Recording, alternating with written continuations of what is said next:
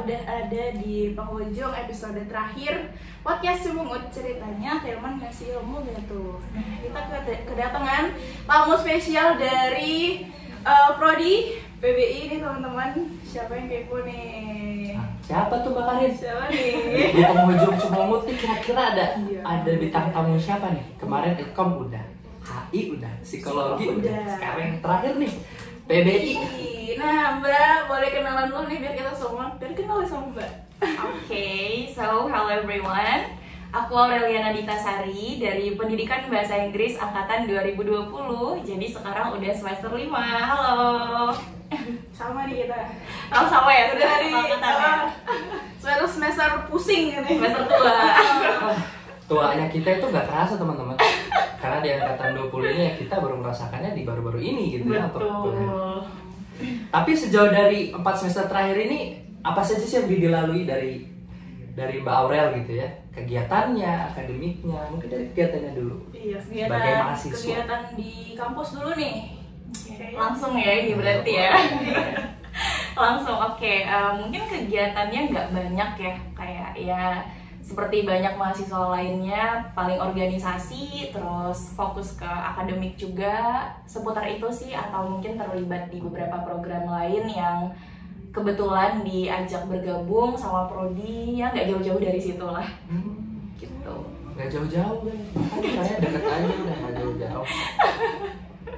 Kayak kegiatan seperti apa tuh? Kalau organisasi itu ada HMJ ya, dari di PBI itu ada HMJ namanya EDSA, English Department Students Association. Nah itu sebelumnya di tahun 2021 jadi fungsionaris. Di tahun 2022 ini alhamdulillah jadi ketua umum nih, naik jabatan. Keren banget guys. Nyangka narsunya kan kaleng-kaleng. Bener kan? Spesial banget kan? Sakit sekali ini. Lanjut Mbak. Menarik tuh. Tuh HMJ terus namanya EDSA. Nah, di EDSA tuh gimana aja tuh? Iya, jadi EDSA itu kan adalah HMJ ya. Nah, HMJ sendiri itu kan adalah wadah yang memang memfasilitasi seluruh mahasiswa PBI khususnya untuk bisa berdedikasi terkait dalam bidang keilmuan maupun non-akademik seperti itu. Bahkan kita juga membuka banyak semacam kegiatan yang memang bisa menggabungkan antara prodi PBI dengan prodi lainnya atau bahkan highlight secara umum. Nah, kalau ditanya terkait kegiatan mungkin berarti spesifiknya ke proker ya. Jadi kalau di EDSA itu ada beberapa proker seperti proker internal, kita juga punya proker yang eksternal yaitu proker nasional kayak webinar atau mungkin field trip segala macamnya yang memang bisa diikuti oleh publik. Nah, untuk prokernya sendiri kita fokuskan pada proker akademik itu seperti writing club atau literasi club. Apalagi ya, kayaknya ada beberapa lebih itu cuman saya lupa. Terus yang non akademiknya juga banyak, ada pengabdian, kita ada mengajar di desa di Jakal Atas, terus juga semacam relawan juga ada. Jadi sebenarnya kalau proker sendiri itu alhamdulillah sudah banyak sekali yang dijalankan oleh EDSA dan rata-rata itu semua sangat melibatkan mahasiswa PBI secara aktif begitu. Susah ya, pusing pasti jadi ketua umum tuh. Riwah ya, pusing atur. Iya, lebih pusing anggotanya sih pastinya gitu. ya. Ketua kan terima laporan aja gitu ya. Begitu. Nah itu dari proker-prokernya itu dari yang direncanakan sama eksekusinya pasti di situ juga ada gap gitu ya. Nah itu bagaimana sih cara menanganinya supaya tetap keep on track gitu, dalam artian sesuai dengan rencana walaupun dalam aslinya kalau kita mengeksekusi sesuatu terkadang di lapangan kita juga perlu adanya adaptasi gitu. Itu kira-kira gimana? Iya betul sekali, pertanyaannya menarik sekali ya, karena pada implikasinya ternyata di periode saat ini itu banyak sekali terjadi hal-hal yang tidak terduga. Nah memang di awal itu kita punya banyak target nih untuk EDSA kedepannya akan seperti ini, tapi ternyata melihat dari beberapa faktor juga perlu adanya adaptasi ulang. Nah kemarin itu memang beberapa kali terjadi. Kalau ditanya tentang bagaimana cara mengatasinya, itu memang dari segi komunikasi sih yang paling efektif. Karena bagaimanapun juga, mau sematang apapun rencananya, kalau komunikasinya tidak terjalin dengan lancar, ya memang tidak bisa berjalan sebagaimana mestinya. Dan kemarin itu, alhamdulillah, komunikasi atau koordinasi yang terjalin antara beberapa pihak itu lancar, seperti misalnya antara EDSA ke jajaran student government yang lain, atau antara EDSA ke Prodi, begitupun antara ketua, ke fungsionarisnya, ke BPH fungsionarisnya, terus juga ke seluruh pihak-pihak yang memang terlibat itu alhamdulillah sama-sama aktif mau berkoordinasi untuk mencari jalan keluar. Jadi kalau misalnya mungkin salah satu contohnya itu adalah waktu. Kemarin itu ada beberapa kali waktu pelaksanaan itu kita diundur berkali-kali karena beberapa faktor nih. Nah itu untungnya pihak-pihak yang terlibat ini lancar sekali koordinasinya, bahkan ETSA juga beberapa kali berkoordinasi dengan student government, dengan prodi, dan alhamdulillah selalu ada jalan keluar sehingga prokernya pun tetap terlaksana dengan baik, begitu. Mantap banget ya teman-teman. Mantap teman-teman.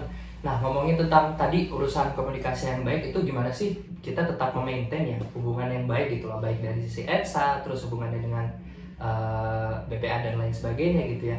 Karena yang tersulit itu kadang kita punya apa yang diinginkan, tapi kadang pihak-pihak kita yang jalin kerjasama juga punya harapan lain gitu ke kita. Bagaimana cara untuk tetap memaintain? Karena kadang perbedaan keinginan dan perbedaan visi ini juga bisa menyebabkan suatu hal yang bisa dibilang hasil eksekusinya pun kurang maksimal. Itu gimana?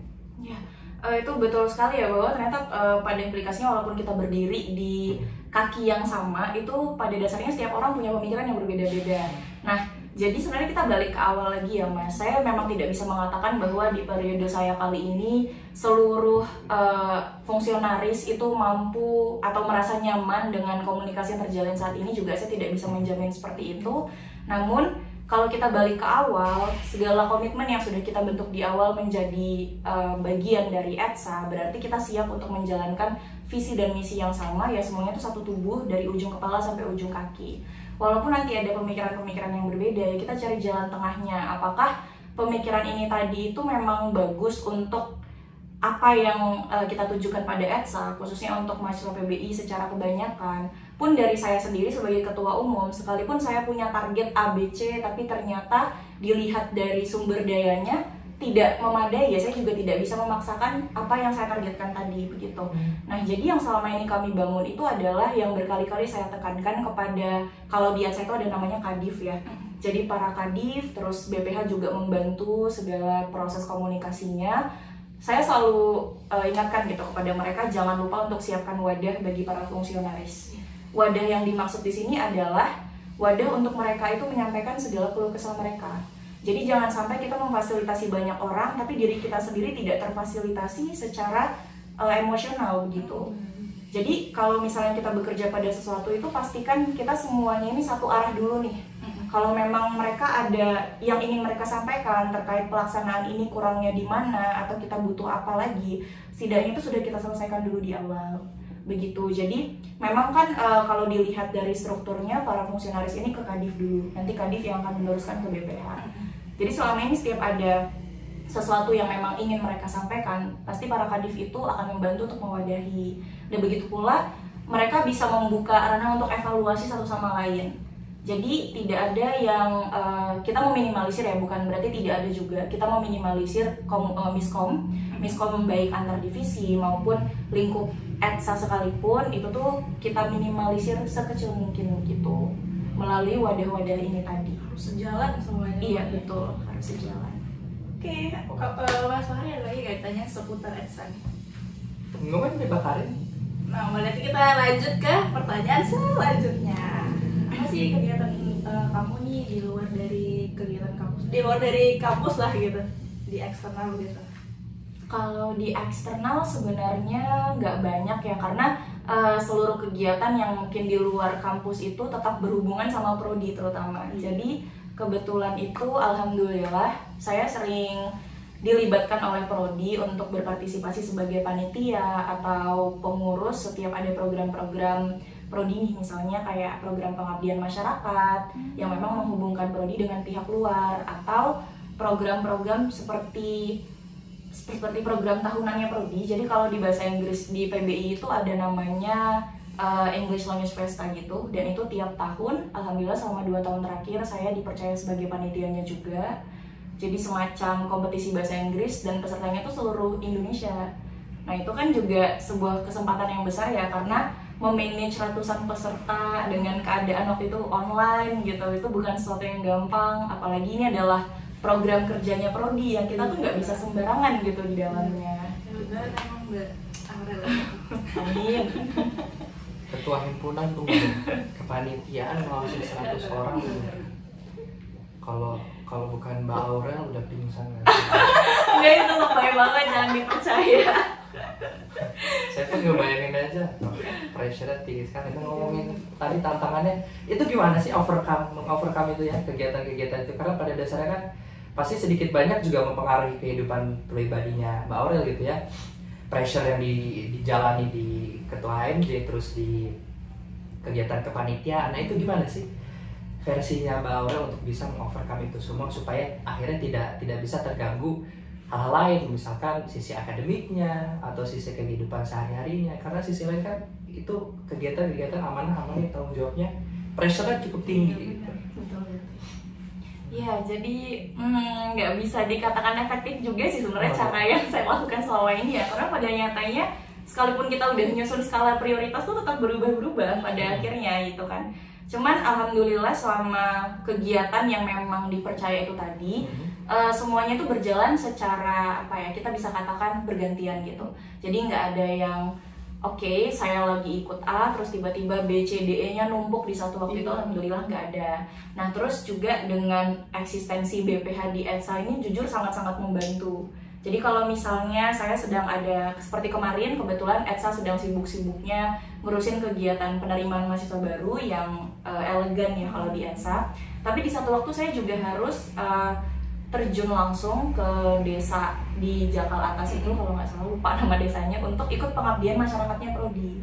Dan itu wajib dihadiri begitu. Sementara kan saya ketua umum ya, kayak kok kalau nggak hadir elegan tuh agak nggak enak juga. Cuman untungnya tuh alhamdulillah BPH tuh membantu. Jadi saya lakuin apa yang memang bisa saya lakuin sebagai ketua dari jarak jauh, sekali-sekali juga saya datang secara langsung, dan BPH tuh akan mengisi sisanya gitu, akan mengisi gap itu tadi sambil saya selesaikan kerjaan-kerjaan dari prodi ini tadi. Terus juga kalau misalnya ada tugas kuliah, dan itu pasti selalu jadi yang utama. Karena gimana pun juga orang tua saya mengirim saya ke sini adalah untuk pendidikan gitu, dan untuk sisanya itu ya kalau bisa jalannya sejalan gitu, jalannya bersamaan, jangan sampai lebih dulu daripada perkuliahan saya begitu. Jadi memang itu yang selalu saya tanamkan. Kalau misalnya lagi kayak overwhelmed banget nih sama seluruh kerjaan itu, coba disusun pelan-pelan lagi. Disusun pelan-pelan tujuannya tuh apa? Tujuannya ikut ini apa, ikut itu apa, terus kesini tuh untuk apa, itu pasti nanti pelan-pelan itu akan tersusun kok. Kayak oke, ya udah sekarang nugas dulu, kalau udah selesai kuliahnya ingat kamu sebagai ketua umum di sini, jangan dilupain, ingat juga kamu punya amanah di prodi, jangan sampai apa yang kamu punya sekarang itu ngeganggu kerjaan kamu, karena gimana pun juga kita udah dipercaya untuk memanage banyak hal. Prioritas harus tetap prioritas. Prioritas benar, iya, dan yang paling penting itu adalah jangan sampai gila. Harus sama. Begitu.